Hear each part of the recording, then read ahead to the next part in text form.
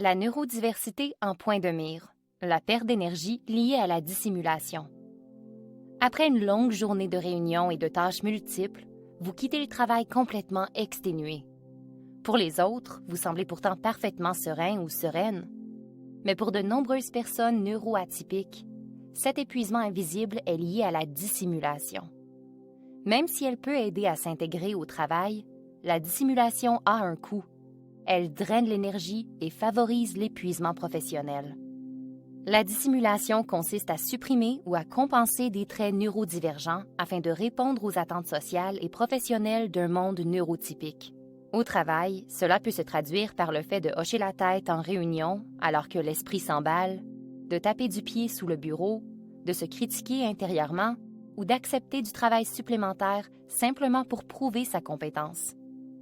Sur le papier, cela peut ressembler à de la diligence et à de la compétence, mais en réalité, il s'agit souvent d'un épuisement déguisé en contrôle.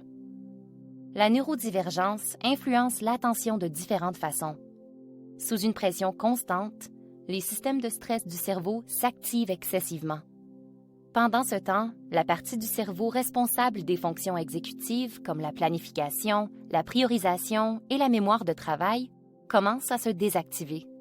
Forcer votre cerveau à fonctionner d'une manière qui ne correspond pas à son fonctionnement naturel demande une énergie mentale considérable et peut entraîner un cycle d'effort, d'épuisement et de frustration. La dissimulation entraîne aussi des répercussions émotionnelles. De nombreux adultes neuroatypiques décrivent une tension constante de faible intensité. Surveiller son ton, réprimer ses impulsions, s'excuser à outrance ou repasser les interactions en boucle.